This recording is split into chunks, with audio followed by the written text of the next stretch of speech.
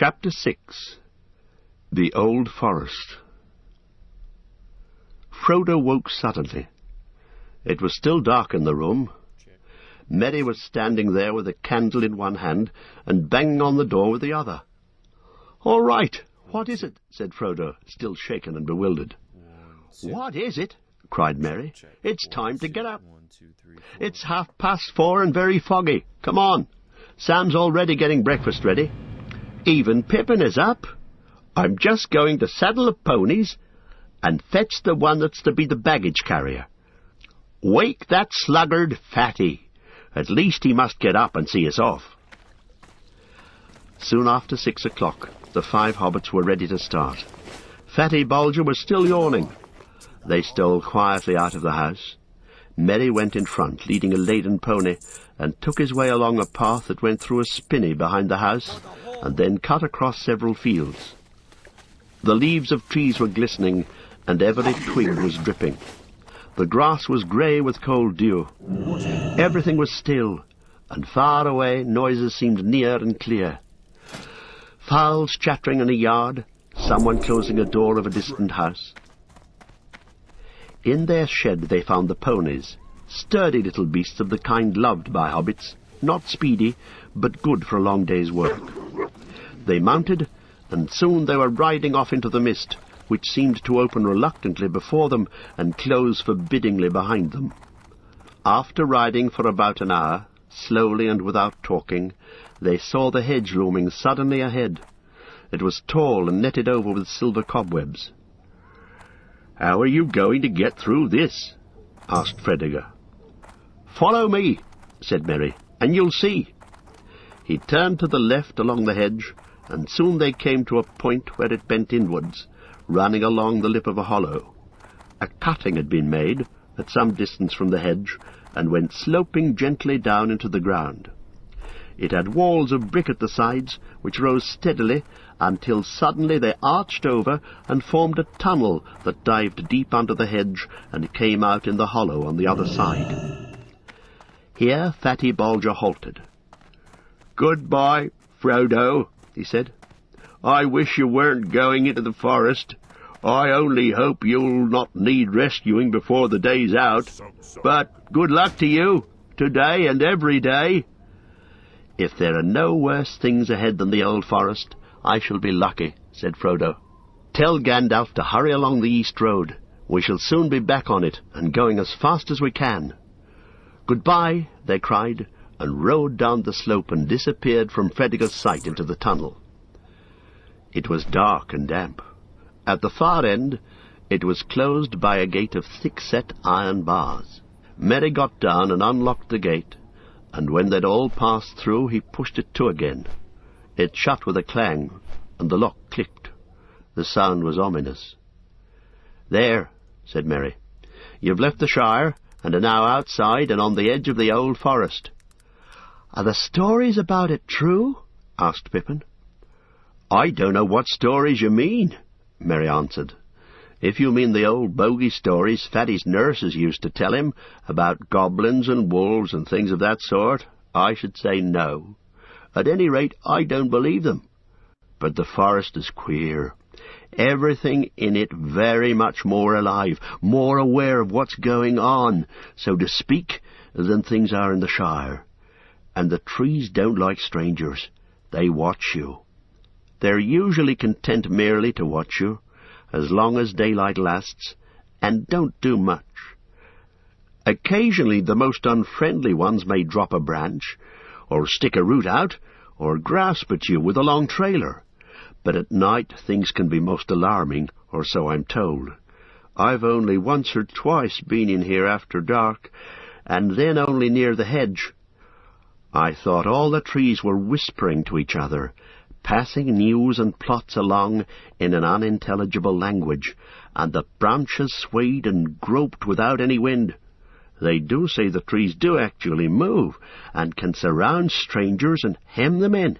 In fact, long ago they attacked the hedge. They came and planted themselves right by it and leaned over it. But the hobbits came and cut down hundreds of trees and made a great bonfire in the forest and burned all the ground in a long strip east of the hedge. After that the trees gave up the attack, but they became very unfriendly. There's still a wide, bare space not far inside where the bonfire was made. "Is it only the trees that are dangerous?" asked Pippin. "There are various queer things living deep in the forest, and on the far side," said Merry.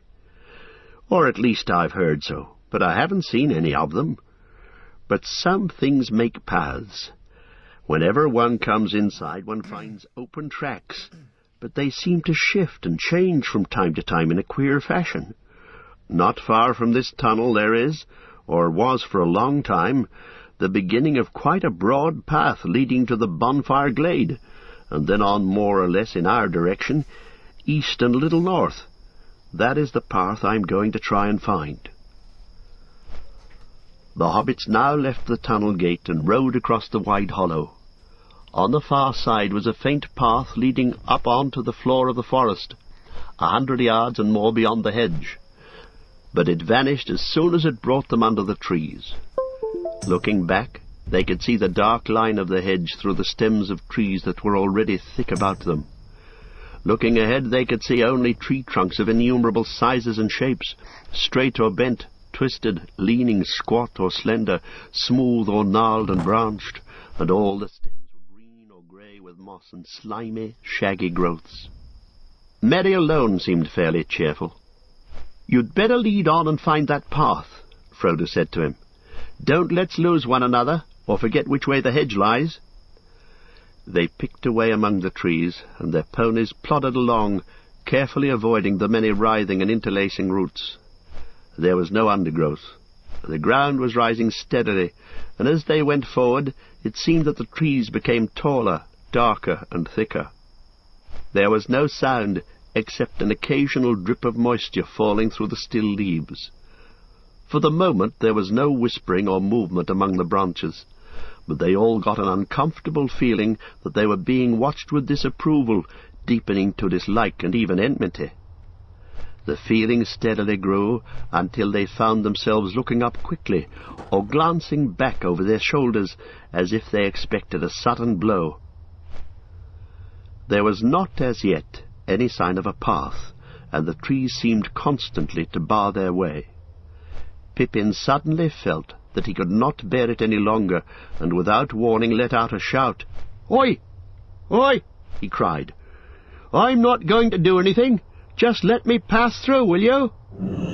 The others halted, startled, but the cry fell as if muffled by a heavy curtain.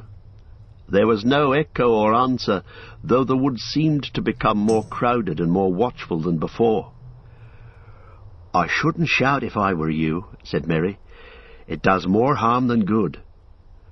Frodo began to wonder if it were possible to find a way through, and if he'd been right to make the others come into this abominable wood. Merry was looking from side to side, and seemed already uncertain which way to go. Pippin noticed it. "It hasn't taken you long to lose us," he said. But at that moment Merry gave a whistle of relief and pointed ahead. "Well, well," he said, "these trees do shift. There's the bonfire glade in front of us, or I hope so, but the path to it seems to have moved away." The light grew clearer as they went forward. Suddenly they came out of the trees and found themselves in a wide circular space. There was sky above them, blue and clear to their surprise, for down under the forest roof they'd not been able to see the rising morning and the lifting of the mist. The sun was not, however, high enough yet to shine down into the clearing, though its light was on the tree-tops. The leaves were all thicker and greener about the edges of the glade, enclosing it with an almost solid wall. No tree grew there, only rough grass and many tall plants. Stalky and faded hemlocks, and wood parsley, fireweed seeding into fluffy ashes, and rampant nettles and thistles. A dreary place, but it seemed a charming and cheerful garden after the close forest. The hobbits felt encouraged, and looked up hopefully at the broadening daylight in the sky. At the far side of the glade there was a break in the wall of trees and a clear path beyond it. They could see it running on into the wood, wide in places and open above, though every now and again the trees drew in and overshadowed it with their dark boughs. Up this path they rode. They were still climbing gently, but they now went much quicker, and with better heart, for it seemed to them that the forest had relented, and was going to let them pass unhindered after all. But after a while the air began to get hot and stuffy. The trees drew close again on either side, and they could no longer see far ahead. Now stronger than ever they felt again the ill will of the wood pressing on them. So silent was it that the fall of their ponies' hoofs, rustling on dead leaves and occasionally stumbling on hidden roots, seemed to thud in their ears. Frodo tried to sing a song to encourage them, but his voice sank to a murmur. "O wanderers in the shadowed land, despair not, for though dark they stand, all woods there be must end at last, and see the open sun go past, the setting sun, the rising sun, for day's end or the day begun. For east or west all woods must fail." Fail. Even as he said the word, his voice faded into silence. The air seemed heavy, and the making of words wearisome. Just behind them a long branch fell from an old overhanging tree with a crash into the path. The trees seemed to close in before them. "They don't like all that about ending and failing," said Merry. "I shouldn't sing any more at present. Wait till we do get to the edge, and then we'll turn and give them a rousing chorus." If he felt any great anxiety, he didn't show it. The others didn't answer. They were depressed. A heavy weight was settling steadily on Frodo's heart, and he regretted now with every step forward that he'd ever thought of challenging the menace of the trees. He was, indeed, just about to stop and propose going back, if that was still possible, when things took a new turn. The path stopped climbing and became for a while nearly level. The dark trees drew aside, and ahead they could see the path going almost straight forward. Before them, but some distance off, there stood a green hilltop, treeless, rising like a bald head out of the encircling wood. The path seemed to be making directly for it.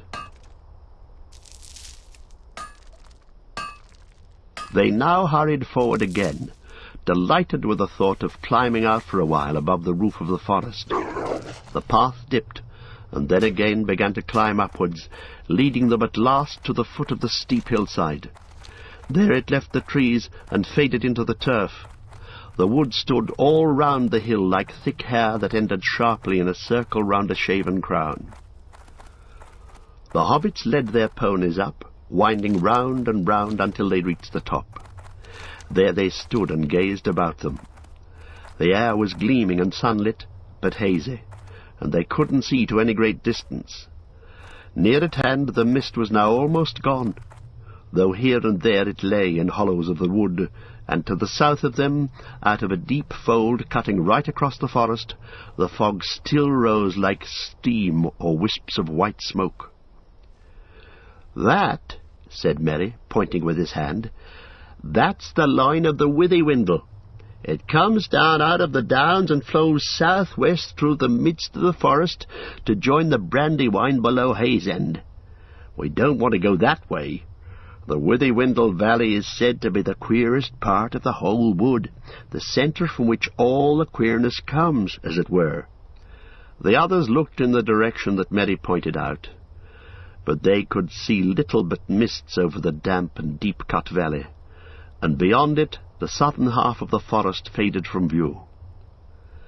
The sun on the hilltop was now getting hot. It must have been about 11 o'clock, but the autumn haze still prevented them from seeing much in other directions. In the west they couldn't make out either the line of the hedge or the valley of the Brandywine beyond it.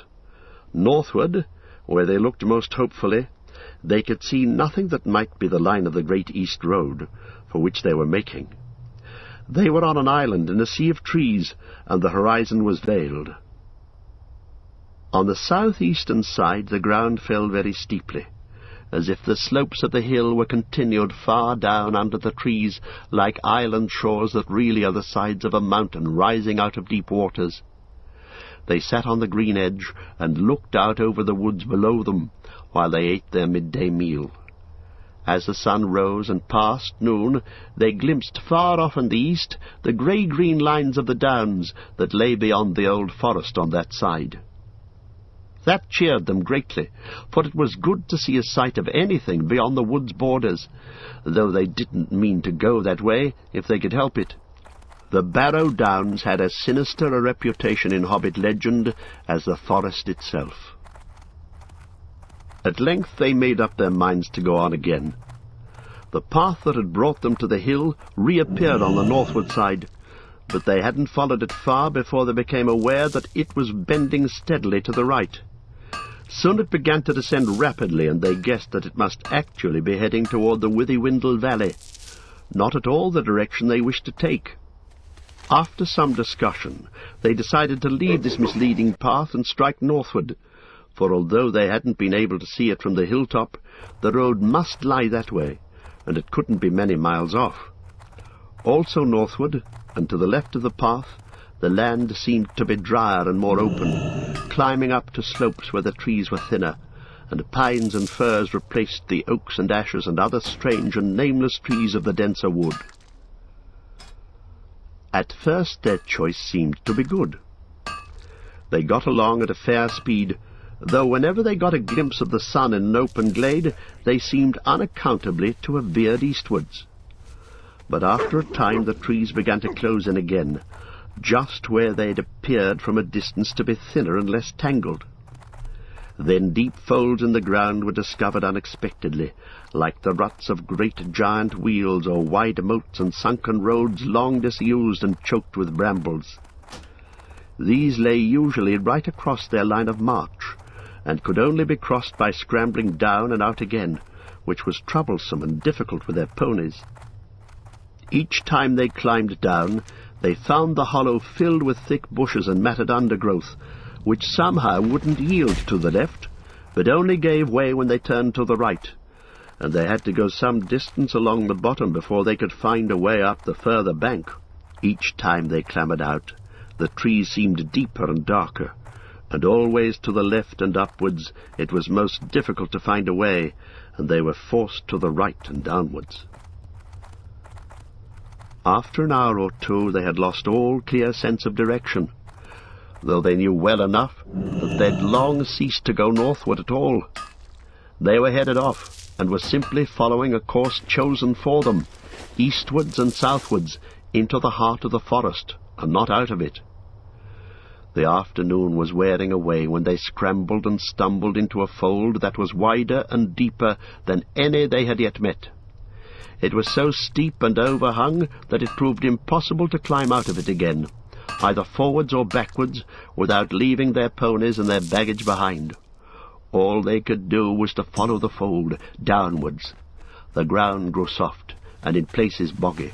Springs appeared in the banks, and soon they found themselves following a brook that trickled and babbled through a weedy bed. Then the ground began to fall rapidly, and the brook, growing strong and noisy, flowed and leaped swiftly downhill. They were in a deep, dim-lit gully, overarched by trees high above them.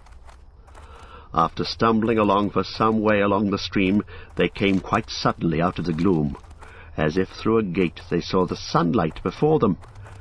Coming to the opening, they found that they had made their way down through a cleft in a high steep bank, almost a cliff. At its feet was a wide space of grass and reeds, and in the distance could be glimpsed another bank almost as steep. A golden afternoon of late sunshine lay warm and drowsy upon the hidden land between. In the midst of it there wound lazily a dark river of brown water, bordered with ancient willows, arched over with willows, blocked with fallen willows, and flecked with thousands of faded willow leaves. The air was thick with them, fluttering yellow from the branches, for there was a warm and gentle breeze blowing softly in the valley, and the reeds were rustling, and the willow boughs were creaking. "Well, now I have at least some notion of where we are," said Mary. "We've come almost in the opposite direction to which we intended. This is the river Withywindle. I'll go on and explore." He passed out into the sunshine and disappeared into the long grasses. After a while he reappeared, and reported that there was fairly solid ground between the cliff foot and the river. In some places firm turf went down to the water's edge. "What's more," he said, "there seems to be something like a footpath winding along on this side of the river. If we turn left and follow it, we shall be bound to come out on the east side of the forest eventually." "I dare say," said Pippin. "That is, if the track goes on so far, and doesn't simply lead us into a bog and leave us there. Who made the track, do you suppose, and why? I'm sure it wasn't for our benefit. I'm getting very suspicious of this forest and everything in it, and I begin to believe all the stories about it. And have you any idea how far eastward we should have to go?" "No," said Mary, "I haven't. I don't know in the least how far down the Withywindle we are, or who could possibly come here often enough to make a path along it. But there's no other way out that I can see or think of." There being nothing else for it, they filed out, and Mary led them to the path that he'd discovered. Everywhere the reeds and grasses were lush and tall, in places far above their heads, but once found, the path was easy to follow, as it turned and twisted, picking out the sounder ground among the bogs and pools. Here and there it passed over other rills, running down gullies into the Withywindle out of the higher forest lands, and at these points there were tree trunks or bundles of brushwood laid carefully across. The hobbits began to feel very hot. There were armies of flies of all kinds buzzing round their ears, and the afternoon sun was burning on their backs. At last they came suddenly into a thin shade. Great grey branches reached across the path. Each step forward became more reluctant than the last. Sleepiness seemed to be creeping out of the ground and up their legs, and falling softly out of the air upon their heads and eyes. Frodo felt his chin go down and his head nod. Just in front of him, Pippin fell forward onto his knees. Frodo halted. "It's no good," he heard Merry saying. "Can't go on another step without rest. Must have nap. It's cool under the willows. Less flies." Frodo didn't like the sound of this. "Come on," he cried. "We can't have a nap yet. We must get clear of the forest first." But the others were too far gone to care. Beside them, Sam stood yawning and blinking stupidly. Suddenly Frodo himself felt sleep overwhelming him. His head swam. There now seemed hardly a sound in the air. The flies had stopped buzzing. Only a gentle noise on the edge of hearing, a soft fluttering, as of a song half-whispered, seemed to stir in the boughs above. He lifted his heavy eyes and saw leaning over him a huge willow tree, old and hoary. Enormous it looked, its sprawling branches going up like reaching arms with many long-fingered hands, its knotted and twisted trunk gaping in wide fissures that creaked faintly as the boughs moved. The leaves fluttering against the bright sky dazzled him, and he toppled over, lying where he fell upon the grass. Merry and Pippin dragged themselves forward and lay down with their backs to the willow trunk. Behind them the great cracks gaped wide to receive them as the tree swayed and creaked. They looked up at the grey and yellow leaves, moving softly against the light, and singing. They shut their eyes, and then it seemed that they could almost hear words, cool words, saying something about water and sleep. They gave themselves up to the spell, and fell fast asleep at the foot of the great grey willow. Frodo lay for a while, fighting with the sleep that was overpowering him. Then, with an effort, he struggled to his feet again. He felt a compelling desire for cool water. "Wait for me, Sam," he stammered. "Must bathe feet a minute." Half in a dream he wandered forward to the riverward side of the tree, where great winding roots grew out into the stream like gnarled dragonets straining down to drink. He straddled one of these and paddled his hot feet in the cool brown water, and there he too suddenly fell asleep with his back against the tree. Sam sat down and scratched his head and yawned like a cavern. He was worried. The afternoon was getting late, and he thought this sudden sleepiness uncanny. "There's more behind this than sun and warm air," he muttered to himself. "I don't like this great big tree. I don't trust it. Hark at it singing about sleep now. This won't do at all." He pulled himself to his feet and staggered off to see what had become of the ponies. He found that 2 had wandered on a good way along the path, and he'd just caught them and brought them back toward the others when he heard 2 noises, one loud and the other soft but very clear. One was a splash of something heavy falling into the water, the other was a noise like the snick of a lock when a door quietly closes fast. He rushed back to the bank. Frodo was in the water close to the edge, and a great tree root seemed to be over him and holding him down, but he was not struggling. Sam gripped him by the jacket and dragged him from under the root, and then with difficulty hauled him onto the bank. Almost at once he woke, and coughed and spluttered. "Do you know, Sam," he said at length, "the beastly tree threw me in.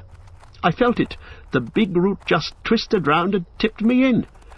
"You were dreaming, I expect, Mr. Frodo," said Sam. "You shouldn't sit in such a place if you feel sleepy." "What about the others?" Frodo asked. "I wonder what sort of dreams they're having." They went round to the other side of the tree, and then Sam understood the click that he had heard.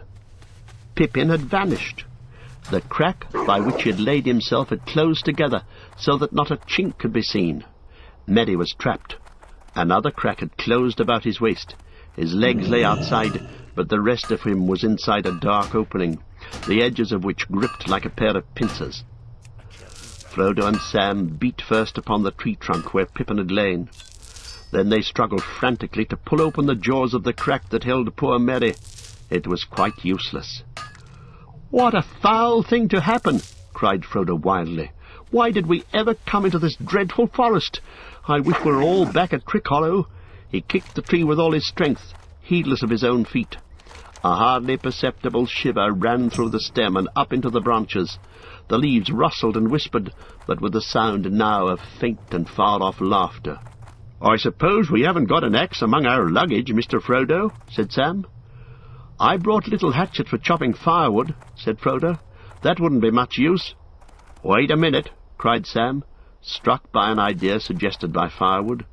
"We might do something with fire." "We might," said Frodo doubtfully. "We might succeed in roasting Pippin alive inside." "We might try to hurt or frighten this tree to begin with," said Sam fiercely. "If it don't let them go, I'll have it down if I have to gnaw it." He ran to the ponies and before long came back with 2 tinder boxes and a hatchet. Quickly they gathered dry grass and leaves and bits of bark, and made a pile of broken twigs and chopped sticks. These they heaped against the trunk on the far side of the tree from the prisoners. As soon as Sam had struck a spark into the tinder, it kindled the dry grass, and a flurry of flame and smoke went up. The twigs crackled. Little fingers of fire licked against the dry scored rind of the ancient tree and scorched it. A tremor ran through the whole willow. The leaves seemed to hiss above their heads with a sound of pain and anger. A loud scream came from Merry, and from far inside the tree they heard Pippin give a muffled yell. "Put it out! Put it out!" cried Merry. "He'll squeeze me in two if you don't. He says so." "Who? What?" shouted Frodo, rushing round to the other side of the tree. "Put it out! Put it out!" begged Merry. The branches of the willow began to sway violently. There was a sound as of a wind rising and spreading outwards to the branches of all the other trees round about, as though they had dropped a stone into the quiet slumber of the river valley and set up ripples of anger that ran out over the whole forest. Sam kicked at the little fire and stamped out the sparks, But Frodo, without any clear idea of why he did so, or what he hoped for, ran along the path, crying, "Help! Help! Help!" It seemed to him that he could hardly hear the sound of his own shrill voice. It was blown away from him by the willow wind and drowned in a clamour of leaves as soon as the words left his mouth. He felt desperate, lost and witless. Suddenly he stopped. There was an answer, or so he thought, but it seemed to come from behind him, away down the path further back in the forest. He turned round and listened, and soon there could be no doubt. Someone was singing a song. A deep, glad voice was singing carelessly and happily, but it was singing nonsense. Hey, doll, merry doll, ring-a-dong-dillo, ring-a-dong, hop along, fell the willow, tom-bum, jolly Tom, tom-bombadillo. Half hopeful and half afraid of some new danger, Frodo and Sam now both stood still. Suddenly, out of a long string of nonsense words, or so they seemed, the voice rose up loud and clear and burst into this song. Hey, come, merry doll, dairy doll, my darling, light goes the weather wind and the feathered starling, down along under hill, shining in the sunlight, waiting on the doorstep for the cold starlight. There my pretty lady is, river woman's daughter, slender as a willow wand, clearer than the water. Old Tom Bombadil, water lilies bringing, comes hopping home again. Can you hear him singing? Hey, come, merry doll, dilly doll and merry-o, goldberry, goldberry, merry yellow berry-o. Poor old willow man, you tuck your roots away. Tom's in a hurry now, evening will follow day. Tom's going home again, water lilies bringing. Hey, come, dairy doll, can you hear me singing? Frodo and Sam stood as if enchanted. The wind puffed out. The leaves hung silently again on stiff branches.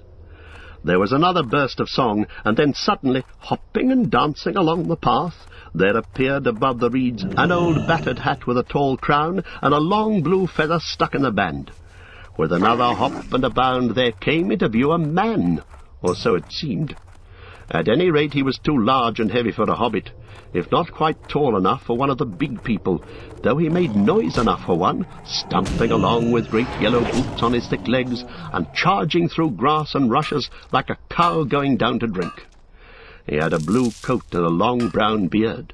His eyes were blue and bright, and his face was red as a ripe apple, but creased with 100 wrinkles of laughter. In his hands he carried on a large leaf, as on a tray, a small pile of white water lilies. "Help!" cried Frodo and Sam, running towards him with their hands stretched out. "Whoa! Whoa! Steady there!" cried the old man, holding up one hand, and they stopped short, as if they had been struck stiff. "Now, my little fellows, where be you a-going to, puffing like a bellows? What's the matter here, then? Do you know who I am? I'm Tom Bombadil. Tell me what's your trouble. Tom's in a hurry now. Don't you crush my lilies." "My friends are caught in the willow tree," cried Frodo, breathless. "Master Merry's been squeezed in a crack," cried Sam. "What?" shouted Tom Bombadil, leaping up in the air. "Old man Willow? Naught worse than that, eh? That can soon be mended. I know the tune for him, old grey willow man. I'll freeze his marrow cold if he don't behave himself. I'll sing his roots off.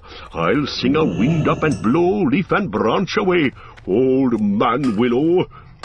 Setting down his lilies carefully on the grass, he ran to the tree. There he saw Merry's feet still sticking out. The rest had already been drawn further inside. Tom put his mouth to the crack and began singing into it in a low voice. They could not catch the words, but evidently Merry was aroused. His legs began to kick. Tom sprang away, and breaking off a hanging branch, smote the side of the willow with it. "You'll let them out again, old man Willow," he said. "What be you a-thinking of? You should not be waking. Eat earth, dig deep, drink water, go to sleep. Bombadil is talking." He then seized Merry's feet and drew him out of the suddenly widening crack. There was a tearing creak, and the other crack split open, and out of it Pippin sprang, as if he had been kicked. Then with a loud snap both cracks closed fast again. A shudder ran through the tree from root to tip, and complete silence fell. "Thank you," said the hobbits one after the other. Tom Bombadil burst out laughing. "Well, my little fellows," said he, stooping so that he peered into their faces, "you shall come home with me. The table is all laden with yellow cream, honeycomb, and white bread and butter. Goldberry is waiting. Time enough for questions around the supper table. You follow after me as quick as you are able." With that he picked up his lilies, and then with a beckoning wave of his hand went hopping and dancing along the path eastward, still singing loudly and nonsensically. Too surprised and too relieved to talk, the hobbits followed after him as fast as they could. But that was not fast enough.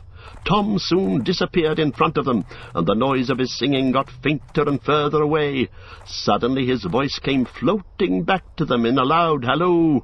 "Hop along, my little friends, up the way they windle. Tom's going on ahead, candles for to kindle. Down west sinks the sun, soon you will be groping. When the night shadows fall, then the door will open. Out of the window panes, light will twinkle yellow. Fear no alder black, heed no hoary willow. Fear neither root nor bough, Tom goes on before you. Hey now, merry doll, we'll be waiting for you." After that the hobbits heard no more. Almost at once the sun seemed to sink into the trees behind them. They thought of the slanting light of evening glittering on the Brandywine River, and the windows of Bucklebury beginning to gleam with hundreds of lights. Great shadows fell across them. Trunks and branches of trees hung dark and threatening over the path. White mists began to rise and curl on the surface of the river and stray about the roots of the trees upon its borders. Out of the very ground at their feet a shadowy steam arose and mingled with the swiftly falling dusk. It became difficult to follow the path, and they were very tired. Their legs seemed leaden. Strange furtive noises ran among the bushes and reeds on either side of them, and if they looked up to the pale sky, they caught sight of queer gnarled and knobbly faces that gloomed dark against the twilight, and leered down at them from the high bank and the edges of the wood. They began to feel that all this country was unreal, and that they were stumbling through an ominous dream that led to no awakening. Just as they felt their feet slowing down to a standstill, they noticed that the ground was gently rising. The water began to murmur. In the darkness they caught the white glimmer of foam where the river flowed over a short fall. Then suddenly the trees came to an end and the mists were left behind. They stepped out from the forest and found a wide sweep of grass welling up before them. The river, now small and swift, was leaping merrily down to meet them, glinting here and there in the light of the stars, which were already shining in the sky. The grass under their feet was smooth and short, as if it had been mown or shaven. The eaves of the forest behind were clipped, and trim as a hedge. The path was now plain before them, well tended and bordered with stone. It wound up on to the top of a grassy knoll, now grey under the pale, starry night, and there, still high above them on a further slope, they saw the twinkling lights of a house. Down again the path went, and then up again, up a long, smooth hillside of turf, towards the light. Suddenly a wide yellow beam flowed out brightly from a door that was opened. There was Tom Bombadil's house before them, up, down, Underhill. Behind it a steep shoulder of the land lay grey and bare, and beyond that the dark shapes of the Barrow Downs stalked away into the eastern night. They all hurried forward, hobbits and ponies. Already half their weariness and all their fears had fallen from them. "Hey, come, merry doll," rolled out the song to greet them. "Hey, come, dearie doll, hop along, my hearties, hobbits, ponies all, we are fond of parties. Now let the fun begin, let us sing together." Then another clear voice, as young and as ancient as spring, like the song of glad water flowing down into the night from a bright morning in the hills, came falling like silver to meet them. Now let the song begin, let us sing together, of sun, stars, moon and mist, rain and cloudy weather, light on the budding leaf, dew on the feather, wind on the open hill, bells on the heather, reeds by the shady pool, lilies on the water, old Tom Bombadil, and the river daughter. And with that song the hobbits stood upon the threshold, and a golden light was all about them. Chapter 7. In the House of Tom Bombadil. The four hobbits stepped over the wide stone threshold and stood still, blinking. They were in a long, low room, filled with the light of lamps swinging from the beams of the roof, and on the table of dark, polished wood stood many candles, tall and yellow, burning brightly. In a chair, at the far side of the room facing the outer door, sat a woman. Her long yellow hair rippled down her shoulders. Her gown was green, green as young reeds, shot with silver like beads of dew, and her belt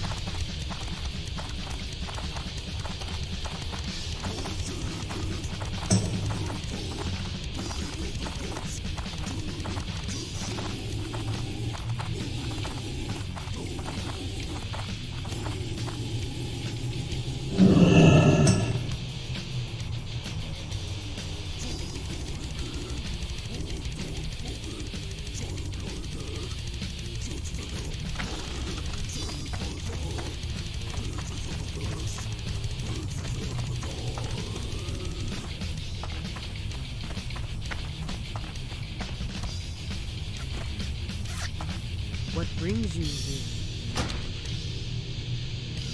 Farewell.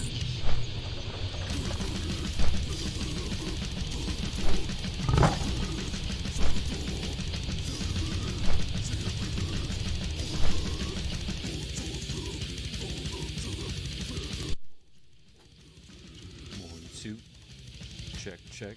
1, 2, 1, 2. 1, 2. 1, 2, 1, 2. Check. 1, 2. 1.